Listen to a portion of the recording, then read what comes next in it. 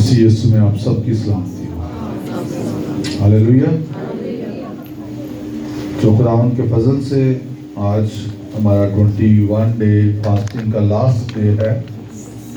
आज 21वां दिन है और जैसे शुरू में ही मैंने आपको कहा कि ये साल जो है बेसिकली इस साल में हम फास्टिंग को फोकस करेंगे। आमीन। हर महीने हम खुदावंद के फजल से फास्टिंग में बेशक 21 दिन नहीं, लेकिन हम जितने लोग जा सकते हैं वो जाएंगे। हम नेक्स्ट मंथ जो है वो ये 5 दिन जो है वो ब्रेक है और अगले महीने से पहली से फिर हम स्टार्ट करेंगे और 15 तारीख तक हम फास्टिंग में जाएंगे। 15 तारीख तक 5 दिनों में आप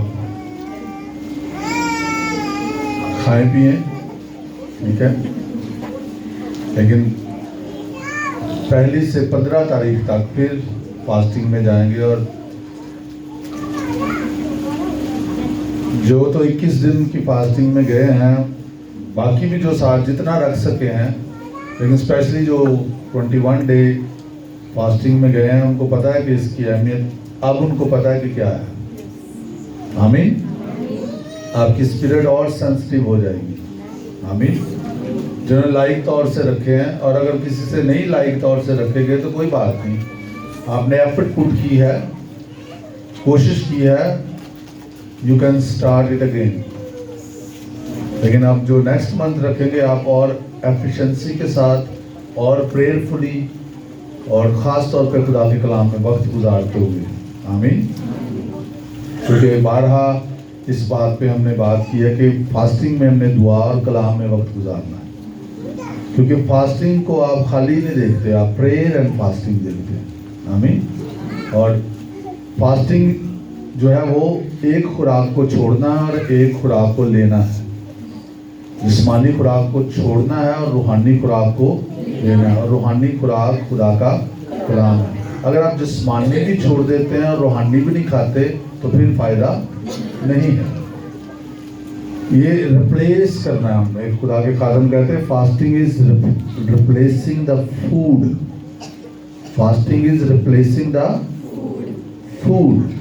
यानी आप जिस्मानी खुराक नहीं खा रहे, अब आप रूहानी खुराक, और वो खुदा का कलाम है। यीशु मसीह ने फरमाया आदमी सिर्फ रोटी ही से जीता ना रहेगा, बल्कि हर उस बात से जो खुदा के मुंह से निकलती है।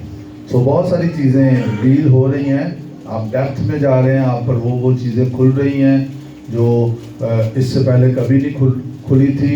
आपके सामने वो चीज़ें आ रही हैं जिनको आपने डील करना है। बिकॉज फास्टिंग आपकी प्रेयर एंड फास्टिंग आपकी हेल्प करती है। हालेलुया। सो आज खुदावंद के फजल से ये 21 रोज़ा फास्टिंग का लास्ट डे है। आज शाम को भी हम जमा होंगे 6:30 बजे यहाँ पर खुदावंद के फजल से, और हम प्रेयर एंड वर्शिप में वक्त गुजारेंगे और देखेंगे खुदा का रूह हमें किस तरफ लेके जाता है। सो आपसे दरख्वास्त है, मैंने लास्ट संडे भी इसको अनाउंस किया कि आप ज़रूर इसमें शामिल हों, दूसरों को भी दावत दें, ताकि हम मिलकर खुदावंद के नाम को जलाल दें और इसे सेलिब्रेट करें कि खुदावंद ने हम पे ये फजल किया कि हम इस प्रेयर एंड फास्टिंग सीजन को कंप्लीट कर सके। डैनियल जब दुआ में था तो उसकी पार्शियल फास्टिंग थी, डिफरेंट वो फास्टिंग बेसिकली जो है वो लफ्ज़ इस्तेमाल नहीं हुआ, लेकिन ये की जाती है। ये फास्टिंग लोग इस तरह करते हैं क्योंकि ये खुदा के साथ आपकी कमिटमेंट है। पूरी दुनिया में बहुत सारे लोग डैनियल फास्ट करते हैं, अगरचे लफ्ज़ ये इस्तेमाल नहीं हुआ, लेकिन ये आपकी और खुदा की कमिटमेंट है। आप करना चाहें तो आप कर सकते हैं, आप इसको स्टडी करें। क्योंकि मैंने जैसे पहले बताया फास्टिंग का कोई दुरानिया बाइबल में फिक्स नहीं है कि इतने से इतना ही रखना है।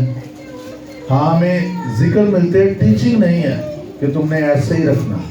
हाँ, अगर हम लफ्ज़ पर गौर करें रोज़ा, तो वो एक दिन की बात होती है, ठीक है। जैसे कहते हैं एक रोज़ा क्रूसेड, एक रोज़ा मैच, ठीक है।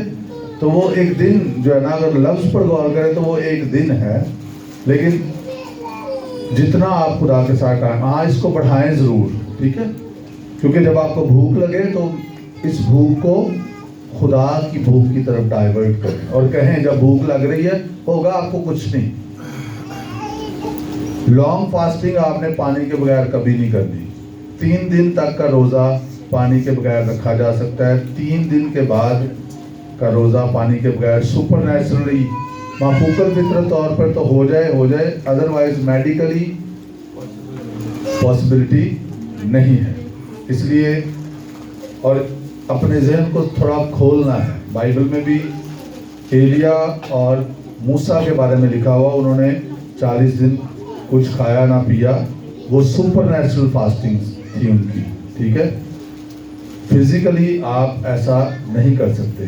तो पानी के साथ मोस्टली लोग 7 दिन के लिए, 21 दिन के लिए, 40 दिन के लिए पानी के साथ चले जाते हैं फास्टिंग। वो पानी पीते हैं, जब उन्हें भूख लगती है वो पानी पी लेते हैं, क्योंकि मैंने लास्ट टाइम भी आपको बताया वो ज़रूरी भी हो जाता है, क्योंकि आपकी बॉडी में से जो बैड जर्म्स होते हैं, मैं इसको इसी तरह एक्सप्लेन करता हूँ, वो ख़त्म हो रहे होते हैं और वो लाजमी है कि आप पानी पिएँ ताकि वो फ्लश आउट हों।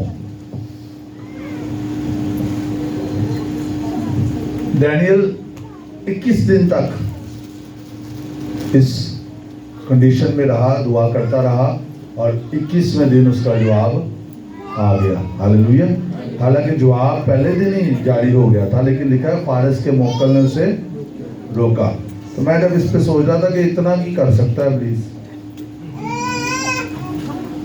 इतना की रोक सकता है, लेकिन अगर कोई परसिस्टेंट रहेगा, अगर कोई मुश्किल मिजाज रहेगा, अगर कोई कायम रहेगा अपनी दुआओं में, अपने रोज़ों में, खुदा के साथ कमिटमेंट में, तो इब्लीस को ही भागना है, हमें नहीं भागना। आमीन।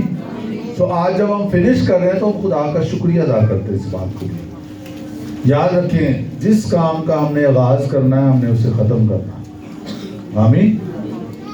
आपने तंग आके ख़त्म नहीं करना, आपने थक के ख़त्म नहीं करना, आपकी दिलचस्पी हो गई है तब आपने ख़त्म नहीं करना, आपने तब ख़त्म करना है जब वो पूरा हो जाए। हालेलुया।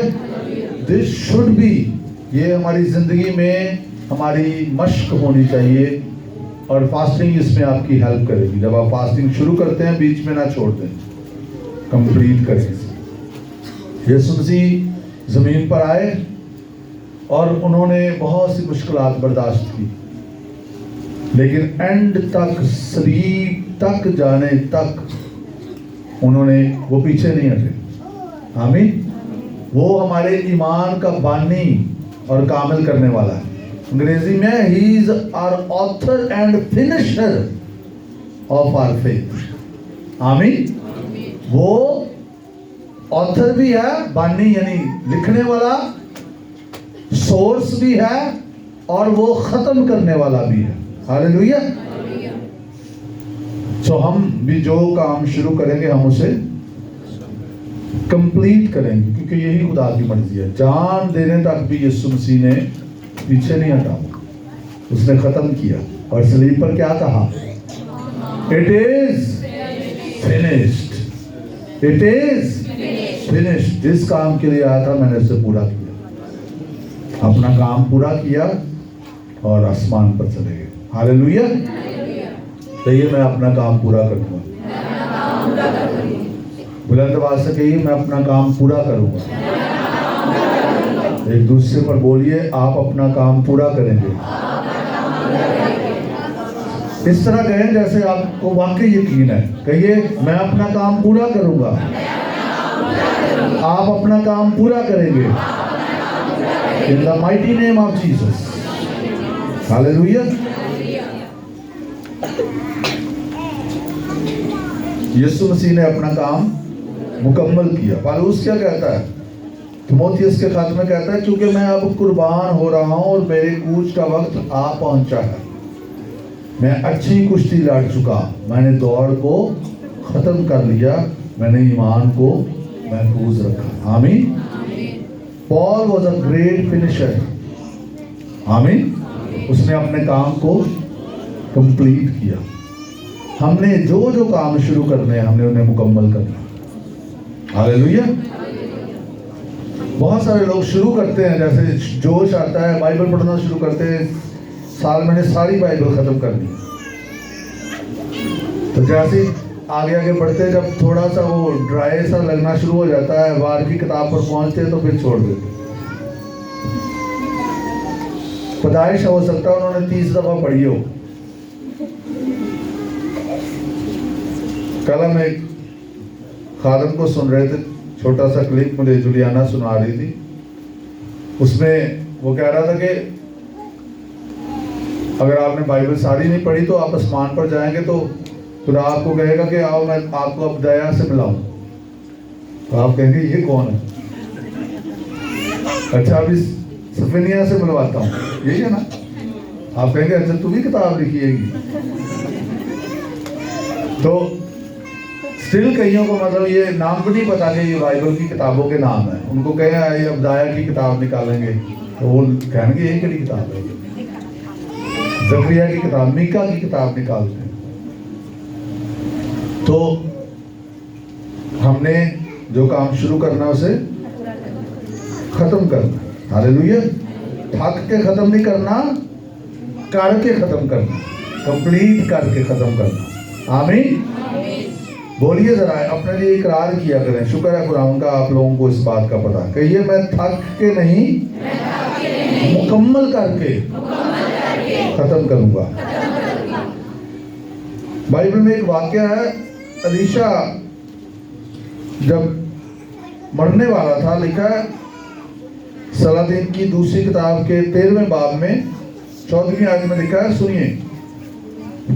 सलातीन की दूसरी किताब 13वां बाब 14वीं आयत में लिखा है, अलीशा को वो मर्ज लगा जिससे वो मर गया, और शाह इस्राएल योआस उसके पास आया गया और उसके ऊपर रो कर कहने लगा, ऐ मेरे बाप, ऐ मेरे बाप, इस्राएल के रथ और उसके सवार।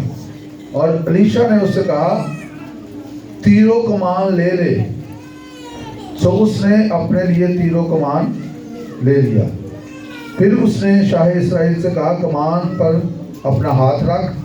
सो उसने अपना हाथ उस पर रखा और अलीशा ने बादशाह के हाथों पर अपने हाथ रखे और कहा, मशरक की तरफ की खिड़की खोल।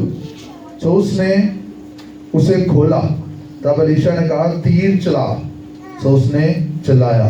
तब वो कहने लगा, ये फतह का तीर खुदावंद का यानी आराम पर फतह पाने का तीर है, क्योंकि तू अफीक में अरामियों को मारेगा यहाँ तक कि उनको नाबूद कर देगा।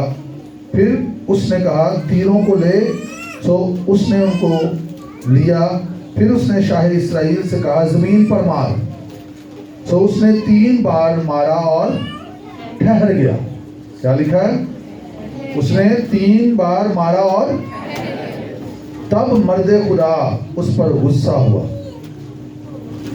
और कहा और कहने लगा, क्या तुझे 5 या 6 बार मारना चाहिए? कहने लगा कि तुझे 5 या 6 बार मारना चाहिए था। तब तू अरामियों को इतना मारता कि उनको नाबूद कर देता, पर अब तू अरामियों को फकत 3 बार मारेगा। सो प्रोफेटिक वर्ड अलीशा नबी के वसीला से उस पर पहुंच रहा है और प्रोफेटिक एक्शन करने के लिए उसे कुछ कह रहा है। वो ये होते हैं नबूवती एक्शंस। ये बात याद रखें, कुछ चीजें खुदा आपको करने के लिए कहेगा, वो होते हैं प्रोफेटिक एक्शंस। क्या होते हैं? Prophetic actions. ये तीर उसने पहले उससे चलवाया, उस पे हाथों पे हाथ रख के उसको कहा, तीर मार। और उसने कहा, ये फतह का तीर है। फिर उसे कहा, 3 बार जमीन पर मार। सॉरी, 3 बार नहीं, फिर उसे कहा, जमीन पर तीरों को ले और उनको जमीन पर मार। उसने ये नहीं कहा कि कितनी दफा। और लिखा वो 3 बार उसने मारा और वो ठहर गया। पहले तो इस बात को समझ लें कि खुदा जब कोई कलाम करता है आपको प्रोफेटिक एक्शन दे सकता है। कोई बात काम करने के लिए कह सकता है। जैसे आप कहेंगे, ये क्या खाली जो तीर मारता जा रहा है, जमीन पर तीर मार रहा है, ये क्या बात है? आपको नहीं पता खुदा आपसे क्या करवा रहा है। Just do it. आमीन। ये बड़ा इंपॉर्टेंट होता है। कई दफा सादा सादा एक्शन नहीं लेते। खुदा आपको कह रहा था घुटनों के बल हो जा, ये एक प्रोफेटिक एक्शन है। जब खुदा आपको कह रहा है, खुदा आपको कह रहा है खड़ा हो, अपने हाथ बुलंद कर ले, अपने हाथ हिलाना शुरू कर दे। ये मैं सिंपल बातें बता रहा हूं जो मुश्किल नहीं है। कई लोग यही नहीं करते। खुदा ने बनी इस्राएल से कहा यरू के गिर्द, व्हाट वाज दैट? ये क्या था? Prophetic action. जो खुदा कह रहा है वो करें। इसलिए कई अजीब चीजें भी होंगी जो आपको लगेगी कि ये क्या बात हुई, लेकिन you have to do it. आमीन। आपको वो करना है। कई लोग यहां पर मिस कर जाते हैं। वो अपने ऊपर उनका फोकस होता है कि मैं ये करूंगा तो लोग क्या कहेंगे। खास तौर पर उनके ज़हन में ये होता है लोग क्या कहेंगे। They are conscious about people. लोगों के बारे में वो ज्यादा फिक्रमंद होते हैं, लोग क्या कहेंगे। अजीजों, आगे बढ़ना है तो लोगों पर ध्यान नहीं लगाना, लोग क्या कहेंगे। जो खुदा कहता है हमने वो करना। आमीन, हालेलुया। तो 3 बार उसने ये तीर मारा और ठहर गया, और नबी को उस पर गुस्सा आया। उसने कहा कि तू 5-6 बार मारता, क्योंकि उसने तो नहीं उसे कहा था कि तू रोक दे, उसने खुद ही ठहर गया हो। कई दफा हम कोई काम शुरू करके ठहर जाते तो फिर वो रिजल्ट्स नहीं आते। कई दफा लोग खुदा के साथ चलना शुरू करते, तौबा करते, पानी का बपतिस्मा लेते हैं, दुआ करना शुरू करते हैं, चर्च जाना शुरू करते हैं, मोहब्बत में चलना शुरू करते हैं, मुआफ़ी में चलना शुरू करते हैं, अपने आप को प्योर रखते हैं, अपने लोग आपको दूसरों के लिए हेल्पफुल बनाते हैं। वो एक अच्छी दौड़ शुरू करते हैं, लेकिन वो छोड़ देते हैं बीच में। कई दफा बेदिल होकर छोड़ देते हैं, कई दफा मायूस होकर छोड़ देते हैं, कई दफा और रीजंस की वजह से। छोड़ना नहीं है, आपने आगे बढ़ते रहना है, आपने तर्क नहीं करना। क्योंकि इब्लीस पूरी फोर्स लेके कोशिश करेगा आपको छोड़ कि आप तर्क कर दे, आप छोड़ दे, आप बेदिल हो जाए। आपने हो सकता फास्टिंग की है, इस दफा भी हो सकता है जो 21 दिन जिन्होंने फास्टिंग की उन्हें फिजिकली कुछ भी नजर नहीं आ रहा, उनको कुछ भी महसूस नहीं हो रहा, और हो सकता है वो बेदिल हो जाएंगे। मैंने तो अब तो 21 दिन फास्टिंग कर लिया तो कुछ भी नहीं हुआ। लेकिन याद रखें, जब आपने कलाम का बीज दिल में बो लिया है, देखिए बेस कलाम है। बेस क्या है? बेस क्या है? आप मुझे बताएं कि आप एक बीज को जब जमीन में बोते हैं तो क्या वो आपको नजर आता है कि वो उग रहा है या नहीं उग रहा? तो क्या करना पड़ता है आपको उसे पानी देना पड़ता है, आपको उसे दुरुस्त एनवायरनमेंट में रखना पड़ता है, और आपको सब्र के साथ इंतजार करना होता है। सब्र का मतलब ये नहीं कि आप चीजों को बर्दाश्त कर रहे हैं। सब्र का मतलब ये है कि जो अभी तक जाहिर नहीं हुआ आप उस पर फेथ में कायम हैं।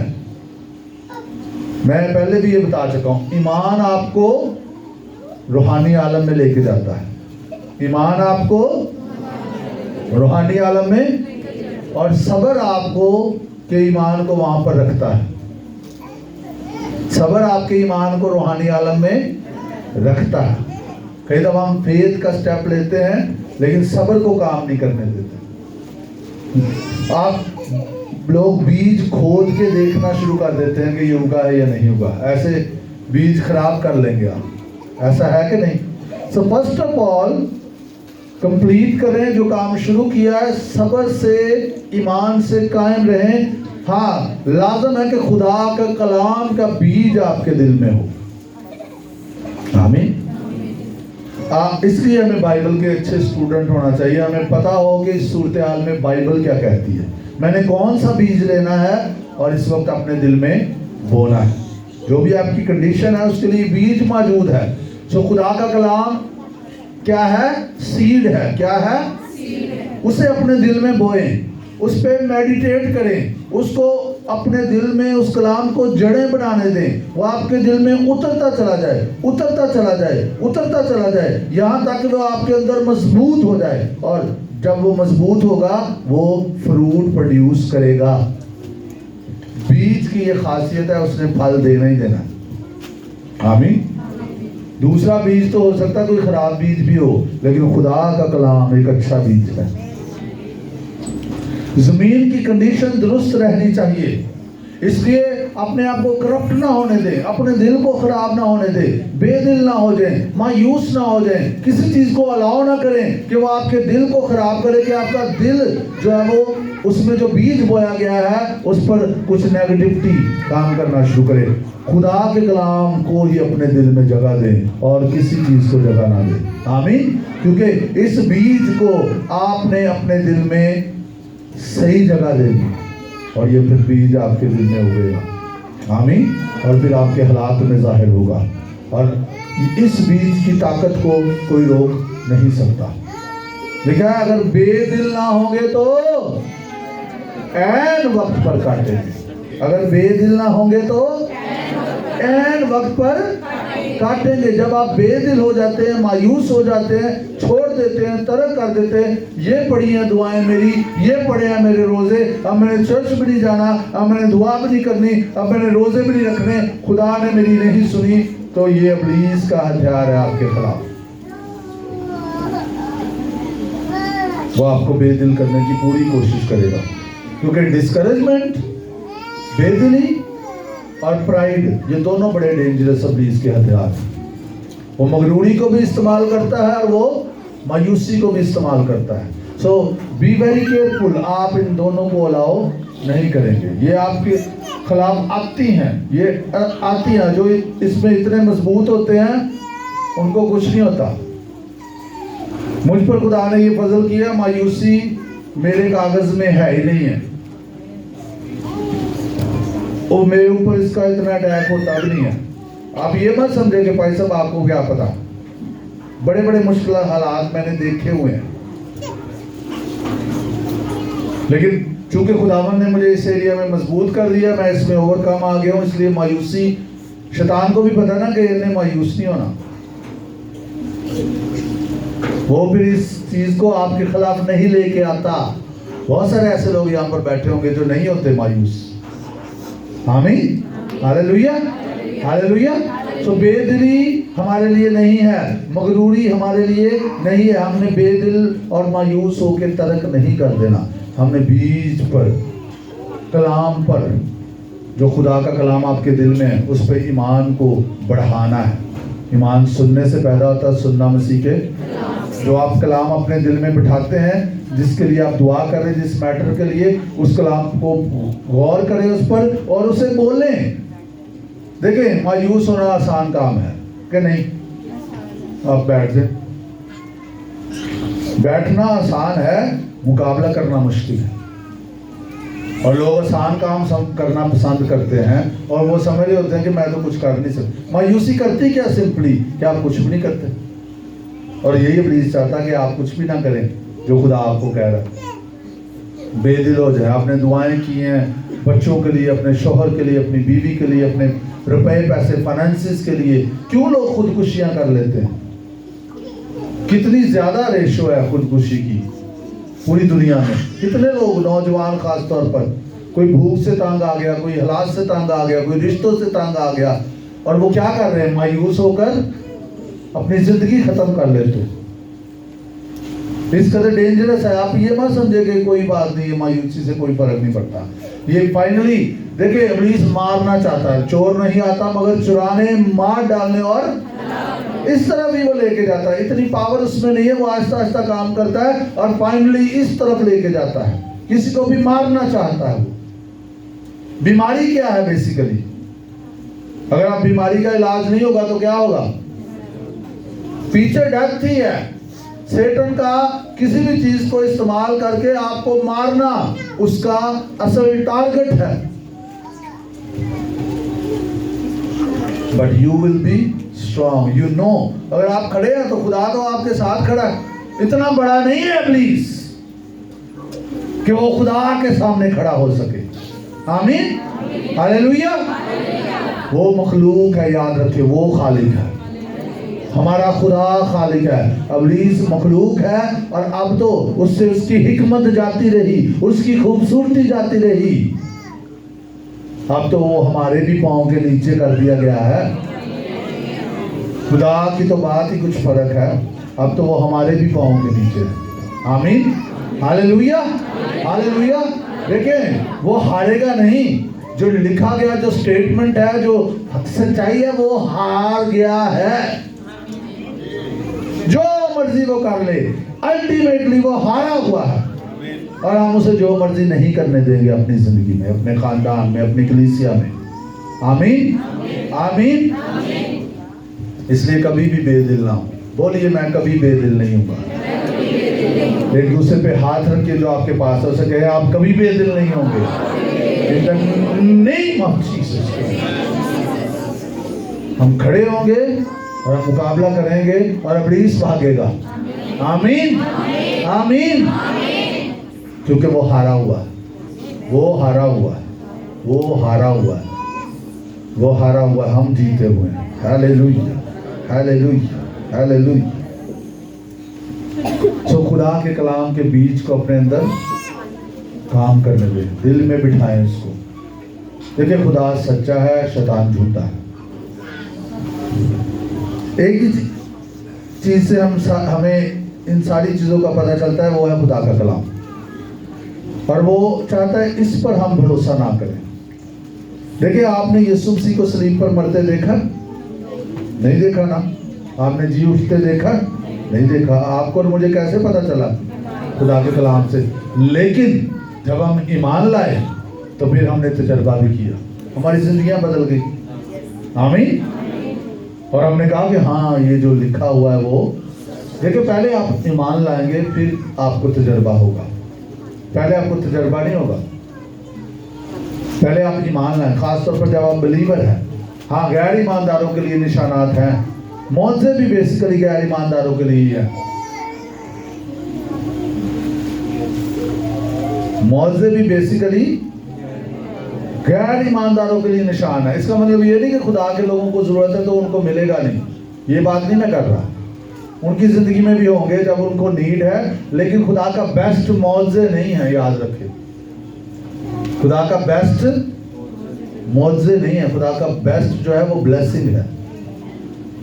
मौजा क्या है? आप बीमार हो गए और आपने दुआ की, आप शिफा पा गए, या कोई ऐसी बात। मौजा बेसिकली ये तो शिफा है ना। मौजा ये कि आपके साथ कुछ गलत हो गया, ठीक है, आपको के पास पैसे खत्म हो गए हैं और आपने दुआ की और अचानक आपका दरवाजा नॉक होता है और आपको कोई जितने पैसे चाहिए उससे कई गुना ज्यादा दे जाता है। ये मौजा है।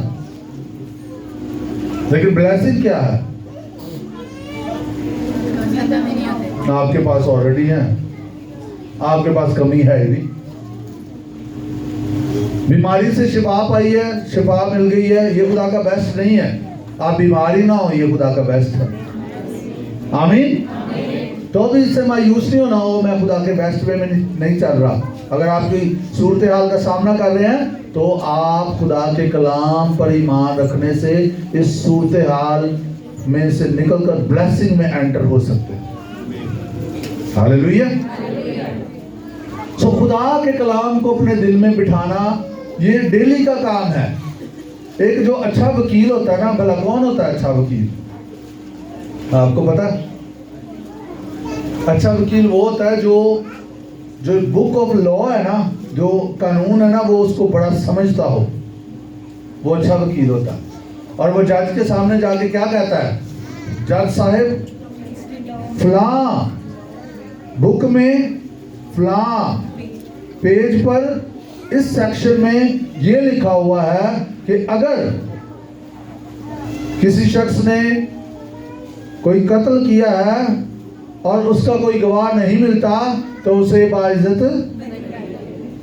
तो जज क्या कहेगा? जज भी जो लॉ है उससे बाहर फैसला नहीं कर सकता।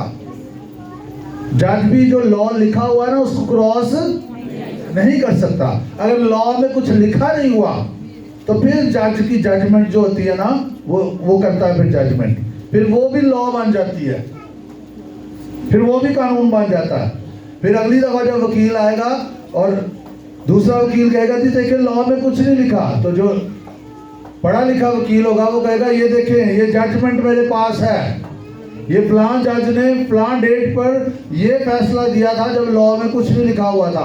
फिर जज को वो जजमेंट माननी पड़ती है। समझ आ रही मेरी बात? सेम ये लॉ खुदा का लॉ है, ये खुदा का कलाम है। इसमें जो लिखा हुआ है सेटन उसको क्रॉस नहीं कर सकता। खुदा भी इसको मानता है और इब्लीस को तो मानना ही है।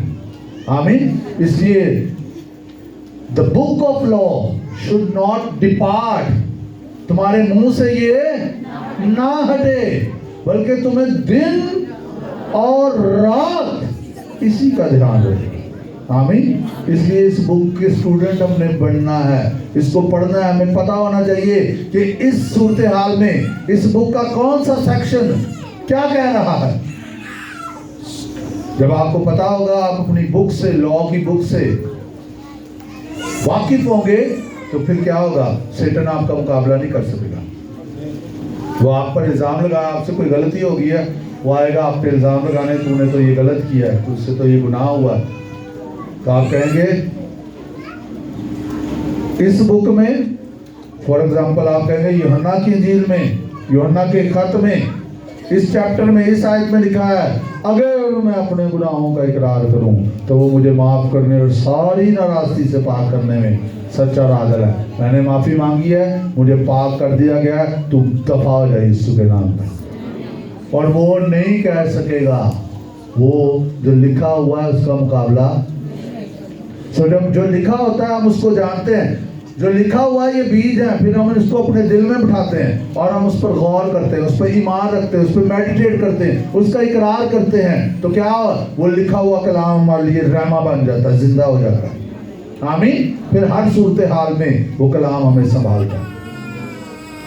तो बाइबल पढ़ना सवाब का काम नहीं है, बाइबल पढ़ना आपकी नीड है। ये बुक, इसलिए बहुत सारे लोगों को पूछे, हाँ जी दुआ करते हैं, करता हूँ, बाइबल पढ़ते हैं, नहीं वो नहीं मैं पढ़ता। फिर आप मात खा जाएंगे, फिर आप मात खा देंगे, because you don't know the law. आपको प्रिंसिपल्स का नहीं पता, आपको नहीं पता कि यहाँ पर बाइबल क्या कहती है। इसलिए बहुत सारे लोग जो है वो इस वजह से बाइबल से नावाकिफ होने की वजह से, मेरे लोग अज़्म मार्फत से, उनको नहीं पता, वो अभी तक यकीन करते बीमारी खुदा की मर्जी है।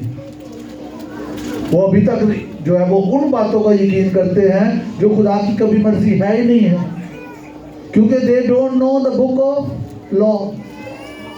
उनको इस किताब का नहीं पता। जब उनके साथ कुछ भी गलत हो जाता है कहते हैं खुदा की मर्जी है। जब आपको पता ही नहीं, जब आप किसी हालात का सामना कर रहे हैं, आपको पता ही नहीं यहाँ पर खुदा की मर्जी है, तो फिर आप पे कॉन्फिडेंस नहीं होगा, आप मुकाबला नहीं कर सकेंगे। लेकिन जब आपको पता है कि नहीं, this is not the will of God for me, आप खड़े होंगे और आप कहेंगे शैतान मुझे पता है, ये लिखा हुआ है, तू दबा जा। आप कंफ्यूज नहीं होंगे। कंफ्यूजन में आप फाइट नहीं कर सकते, कंफ्यूजन में आप जंग नहीं कर सकते। यू मस्ट नो, आपको रेवलेशन से खुदा के कलाम को जानना है। हालेलुया। कुछ भी डार्कनेस की तरफ से आ रहा है, आपको पता है कि ये डार्कनेस की तरफ से आ रहा है। कुछ भी खुदा की तरफ से आ रहा है, आपको पता है ये खुदा की तरफ से आ रहा है। Hallelujah. You will be clear, आपको पता होगा और आप फिर स्मूथली आगे बढ़ते चले जाएंगे। और ये देखिए, एक दिन में नहीं पता चलता चीज़ों का। With the passage of time, जैसे जैसे आप खुदा के कलाम के में वक्त गुजारते हैं, खुदा की गुरबत में वक्त गुजारते हैं, आप पर रेवलेशंस खुलते जाते हैं। इसलिए हमें लचकदार होना है। लचकदार समझते हैं? आप में गुंजाइश होनी चाहिए। हो सकता है आप कोई किसी चीज पे 15 साल से यकीन कर रहे हैं और वो गलत है, आप 20 साल से यकीन कर रहे हैं। वो एक खादम किस चर्च में पास्टर थे और केनेथ हीगन वहां पर उनके चर्च में कलाम सुनाने गए, तो उन्होंने ईमान पे कलाम सुनाया और कुछ मीटिंग्स के बाद उस कालम ने केनथ हीगन को फ़ोन किया कि ये तुम जो कलाम सुना रहे हो, मैं तो ये नहीं सुनाया चर्च में, मैंने तो जो है वो कुछ और सुनाया इसके बरक्स, तो तू ये सुना रहा है मेरे चर्च में। तो केनथ हीगन ने कहा कि कहता मैं 25 साल ये सिखाता हूँ, 25 साल से मैंने ये सिखाया। तो केनथ हीगन ने बाइबल में से उनको बताया कि ये मैं बाइबल ही सुना रहा हूँ, मैं कुछ और नहीं सुना रहा, ये देखो सारा उनको बताया। तो वो कहते जो भी बाइबल कहती है मुझे इससे फर्क नहीं पड़ता, मैंने 25 साल यही सिखाया और मैंने यही सिखाना। This is very dangerous. हमें कुल इल्म नहीं है, जहां पे करेक्शन की जरूरत है कर लें, आमीन। कोई गलती हो सकती है ना, और अगर उन चीजों पे गलती हम कर रहे हैं जो बड़ी डेंजरस है, तो फिर हमें उन्हें दुरुस्त कर लेना चाहिए। हालेलुया। बहुत सारे लोग नहीं दुरुस्त करते और फिर वो सफर करते रहते हैं, because of their lack of knowledge, lack of understanding. खुदा के कलाम की समझ, खुदा के कलाम के इल्म की कमी के बायस वो नुकसान उठाते रहते हैं। So we must know the word, मजहबी तौर पे नहीं सिर्फ हमें बाइबल का पता हो, हमें आयतें आती हो सिर्फ, नो, हमें हमारे दिल में रेवलेशन के साथ वो कलाम खुल जाए। हालेलुया। कौन कौन कहता खुदा भला खुदा है? He is a good father. Hallelujah. तो वो भलाई हमारे साथ हमेशा करता है। मैं बारहा कहता हूं, अगर खुदा की जात को समझना है, पैदाइश के पहले तो 2 चैप्टर्स को चबा जाएं, खा लें इनको, अनाजील को खाएं। यीशु मसीह की जिंदगी, उसके मौजों में जहां पर यीशु है वहां पर अपने आप को देखें, जहां पर वो नीडी शख्स है जो बाइबल में लिखा वहां पर चले जाएं, अपने आप को हर जगह पे रख रख के देखें, मेडिटेट करें, आपके अंदर चला जाए। God is a good God. आपको समझ आ रही है नहीं आ रही, आप कहें God is a good God. खुदा भला खुदा है, वो मेरी तरफ है, वो मेरे नुकसान की तरफ नहीं है। आमीन। This is very important. जब आप बीज को अपने दिल में रखेंगे, खुदा के कलाम के नॉलेज को हासिल करेंगे, आपको पता होगा प्रिंसिपल्स क्या हैं, तो फिर वो खुदा का कलाम आपको मजबूत रखेगा। हालेलुया। क्योंकि लॉ आसमान पर भी चलता है, आमीन। स्पिरिट रैलम में इसकी वैल्यू है। अब्लीस, किसी ने कहा कि सबसे डेंजरस चीज जो है वो इग्नोरेंस है। सबसे खतरनाक चीज क्या है? इग्नोरेंस, लाइल्मी, जहालत। This is the most dangerous thing that you don't know, क्या आपको नहीं पता। आप किसी सूरत हाल में से गुजर रहे हैं, आपको समझ नहीं आ रही। This is very dangerous. एक शख्स बीमार हो जाता है, वो डॉक्टर के पास जाता है, वो सारी इसकी इन्वेस्टिगेशन करता है, इन्वेस्टिगेशन सारी सही आती है, पर उसकी बीमारी ठीक नहीं होती। क्या वजह है? पता नहीं चल रहा कि कहाँ मसला है। डॉक्टर कहता है देखो आपकी सारी रिपोर्टें सही हैं, आप कहते नहीं मेरे तो जल्दी नहीं जाती, आप कह रहे सारी रिपोर्टें सही हैं। तो फिर मसला आ जाता है ना कि अभी असली मसले का पता नहीं चल रहा, और ना पता चलने की वजह से इलाज नहीं हो रहा। क्योंकि जो जितने भी अच्छे डॉक्टर्स हैं, या आप किसी खुदा न खास्ता कोई मूजी मर्ज में मुब्तला हो गया है, तो वो आपको मेडिसिन लिख के नहीं देंगे जब तक वो आपके टेस्ट ना देख लें। वो नहीं लिख के देंगे। इधर लोग खुद ही डॉक्टर बने होते हैं, मोहल्ले में जाके उसको खुद पता नहीं होता, वो उसने रखी हुई है इतनी सारी टैबलेट्स और वो दे देता है। मैंने देखा लोगों को मना करने के बावजूद फिर वहीं पे जाते हैं, क्योंकि वो 200 रुपया लेता है। प्लीज प्लीज बी केयरफुल, अपनी जिंदगियों के बारे में केयरफुल रहें। आमीन। किसी अच्छे गवर्नमेंट हॉस्पिटल में चले जाएं, वहां पे एटलीस्ट डॉक्टर तो होगा ना। पर जाना नहीं चाहते ना, बस ठीक है तो मोहल्ले चो ला लांगे दवा, वो दे ही जाएगा। आप कहेंगे वो कहेगा टीका लगेगा थानू, एक ड्रिप लगेगी तो तुसी सही हो जाओगे। तो कईयों ने इस तरह ज़हन फिट कर लिया, जब तक उनको ड्रिप नहीं लगनी उन्होंने सही नहीं होना। हालांकि नीड नहीं है उनको। मुझे याद है जब मैं कॉलेज में था, मैं बड़ा स्किनी था। वो हमारे कॉलेज में उन्होंने कहा इधर आ, तू स्किनी है, तेन ड्रिप ला दिए। मुझे ड्रिप लगा दी, मेरी तबीयत खराब हो गई। यस, क्योंकि मेरी बॉडी को जरूरत ना, मैं थकता था, मैं सारा दिन खेलता था, बस मैं पतला था। पतला होना गुनाह है? हाँ, कितने पतले लोग बैठे हुए हैं। आपने परेशान नहीं होना, मैं भी था, आप देखो मुझे। तो अपनी लाइफ का ख्याल रखें, फिर कहना अच्छा जी खुदा दी मर्जी।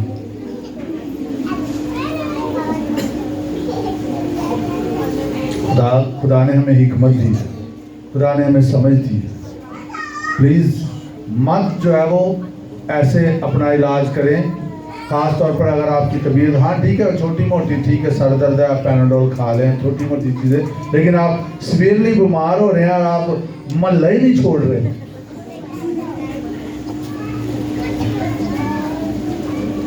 This is very dangerous, this is very dangerous.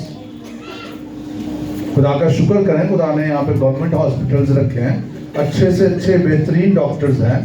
कोई रेफरेंस ढूंढ ले अगर आपको मुश्किल हो रही है, जाएं तो सही। अगर किसी की नीड है, डॉक्टर के पास जाना कोई गुनाह नहीं है, क्योंकि वो भी शिफा के काम के लिए काम कर रहे हैं। शैतान कभी नहीं चाहता कि डॉक्टर्स हों। आमीन।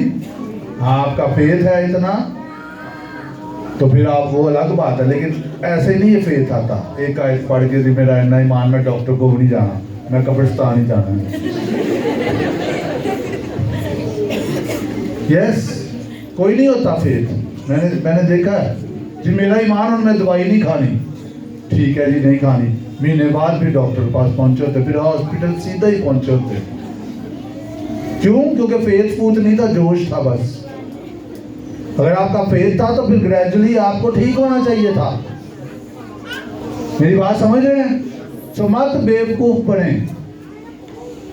सुपर स्पिरिचुअल बने। इतना आपका ईमान नहीं है, आपने छलांग उतनी बड़ी लगा दी है। 100 रुपए के लिए आप ईमान रख सकते, और 1 लाख रुपए के लिए मैं ईमान रखा हुआ, मैंने, मुझे खुदा जो है फलान डेट पे 1 लाख दे देगा। छोटे छोटे स्टेप्स लें। आप देखेंगे हाँ मैंने 5000 के लिए ईमान रखा था, खुदा ने मुझे मुहैया किया, अब आप आगे बढ़ रहे हैं। आमीन। तो ऐसे इमोशनल होके जो है वो आगे ना बढ़े, आप अपने फेथ को बढ़ाएं, फेथ आपको बढ़ाएगा। खुदा के साथ रिलेशनशिप को बढ़ाएं, फिर आप आगे बढ़ेंगे। जोश में, इमोशंस में आप आगे नहीं बढ़ेंगे। आमीन आमीन। तो काम किस पे करना है? ये कहने के बाद ये नहीं कि आपने अब फेथ छोड़ देना है कि पादी साहब ने क्या, नहीं। अपने फेथ को बढ़ाएं, अपने दिल में कलाम को बसाएं, और फिर देखें आपको खुद ही पता होगा ये मैं स्टेप ले सकता हूं। आपके अंदर आवाज होगी, आपके अंदर कॉन्फिडेंस, यकीन दहानी जिसको कहते हैं, आपके अंदर यकीन दहानी होगी। Hallelujah hallelujah. So gradually we must go through the process. बड़े बड़े काम ऐसे नहीं होते, ऐसे नहीं होते। We must go through the process. अमल में से गुजरे, ग्रेजुअली ग्रो करते चले जाए, करते चले जाए, फिर चीजें आपके लिए बड़ी बड़ी होना शुरू हो जाएंगी। आमीन। आपको समझ आ रही है बड़ी बड़ी चीजें क्यों नहीं हो रही? किस किस को समझ आ रही है? क्योंकि प्रोसेस में से, उस अमल में से कलाम को दिल में जो है वो जगह नहीं मिल रही। ईमान अभी जो है वो यूज नहीं हो रहा, कलाम अंदर इतना है नहीं है, छोटा सा जो बीज हमारे अंदर है वो उग ही नहीं रहा, इसलिए रिजल्ट्स नहीं आ रहे। कितने लोगों को आपने देखा कितने सालों से खुदा के साथ चलते हैं, लेकिन वो फेथ में फंक्शन नहीं करते, ईमान में नहीं चल पाते। वो थोड़ा सा कुछ हो जाए वो बेदिल, मायूस, परेशान हो जाते हैं। ना सिर्फ परेशान हो जाते, वो परेशान कर देते हैं बहुतों को। इस कदर वो परेशानी को कैरी करते हैं, जो उनके पास बैठता है वो उसमें भी इंजेक्ट कर देते हैं। और डीमंस खुश हो रही होती हैं, उसको उनको नहीं फर्क पड़ता कितनी देर से आप चर्च में। उनसे डरते हैं जिनको कलाम का पता है, जिनको इख्तियार का पता है, जिनको ईमान का पता है। वो कहता है हाँ सारी उम्र आओ चर्च, मुझे तो कोई फर्क नहीं पड़ता। मुझे फर्क पड़ेगा जब तुम खड़े हो जाओगे मेरे खिलाफ, जब तुम मेरे हीलों को जान जाओगे, जब तुम्हें पता चल जाएगा। कर इब्लीस रहा होता है, नाम खुदा का लग रहा था। कितना डेंजरस है ये। तो ये क्या है? लाइल्मी है, लाइल्मी खुदा के कलाम की। इसलिए खुदा के कलाम को हमने कसरत से अपने दिल में बिठाना है। हालेलुया।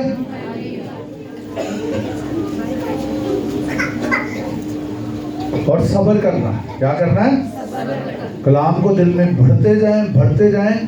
और ये नहीं कलाम भी बढ़ते जाएं, गुस्सा भी बढ़ते जाए, नामाफियां भी बढ़ते जाएं, नफरतें भी बढ़ते जाएं। नहीं, वो कड़वे बीज हैं, उनको नहीं भरना। कड़वे बीज उखाड़ने हैं, कड़वे बीज नहीं रखने।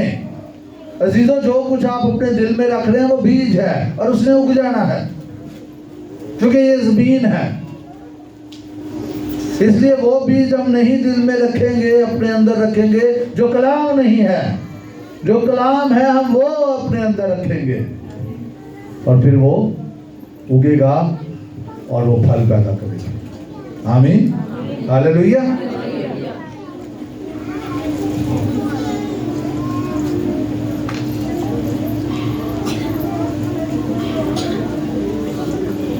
एक हवाला मेरे साथ देखिए, इब्रानियों 13वां बाब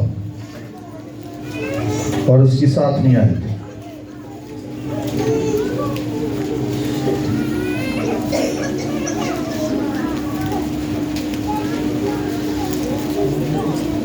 तेरहवां बाब 7वीं आयत। क्या लिखा है यहाँ पर? इब्रानियों 13वां बाब और उसकी 7वीं आयत। यहाँ पर लिखा है, सुनिए।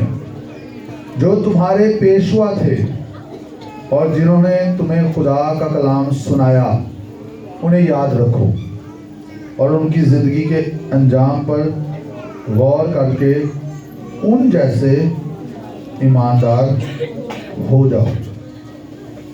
इब्राहिम ईमानदारों का बाप, 99 वर्ष का था और बाइबल में क्या कि उसने अपनी जिस्मानी हालत पर इवन सारा के रहम की मुर्दगी पर ध्यान नहीं दिया, फोकस नहीं किया। उसने सच्चे वादा करने वाले खुदा का यकीन किया, वो उस पर ईमान लाया। लिखा ये ईमान उसके लिए रास्तबाजी गिना गया। ये ईमान उसके लिए रास्तबाजी गिना गया। क्या फिजिकली ये पॉसिबल था कि एक 100 वर्ष का जो है वो शख्स हो, उसकी बीवी 90 साल की और उनसे औलाद पैदा हो? लेकिन कलाम उनके दिल में था, जो खुदा ने कलाम किया था। आमीन। जो खुदा ने कलाम किया था, जो खुदा ने आपसे कहा है, जो खुदा ने अपने कलाम को कह दिया। हम कहते हैं खुदा मुझसे कलाम कर, कहते हैं ना, और वो करता भी है, लेकिन थोड़ा और संजीदा हो, वो करता भी है। लेकिन इधर देखिए जरा मेरी तरफ, क्या उसने ये कर नहीं दिया कलाम? तो अब हम देखते ही नहीं इसको, अगर सुनते ही नहीं है, पढ़ते ही नहीं है, जानते ही नहीं है, तो उसने तो कलाम कर दिया। हाँ, तो फिर हमने उस कलाम का यकीन करना। हाँ, वो वाज़ेह सूरत हाल, किसी खास सूरत हाल के लिए भी वो आपसे खास बात करता है, अभी भी वो करता है, उससे हम इनकारी नहीं है। बल्कि हम कहते हैं खुदा इस सूरत हाल में मुझे क्या करना है। होली स्पिरिट हमारे साथ है, हमारा मददगार है। वो क्या है? मददगार हर वक्त मौजूद है, कभी भी वो आपसे दूर नहीं, हर वक्त आपकी हेल्प के लिए मौजूद है। हालेलुया।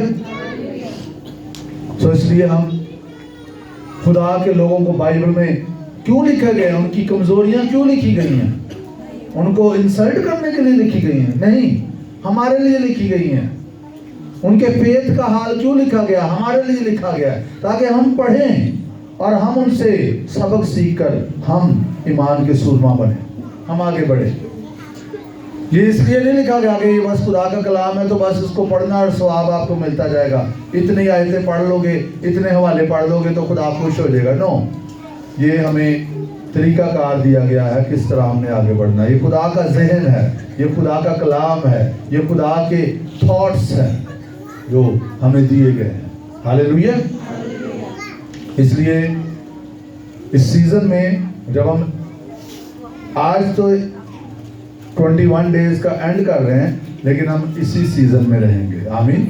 हम दुआ करते रहेंगे, हम रोजे रखते रहेंगे, हम कलाम के बीज को अपने दिल में बोलते रहेंगे। क्योंकि देखें, रोजे रखने से ईमान पैदा नहीं होता, दुआ करने से भी ईमान पैदा नहीं होता। ईमान कैसे पैदा होता है? कलाम सुनने से। इसलिए बैलेंस करना है आपने। दुआ करें, खूब करें, रोजे रखने हैं, खूब रखें, लेकिन कलाम के बगैर नहीं। आमीन। आपको वाज़ेह तौर पे पता होना चाहिए इस कलाम पर मैं खड़ा हूं।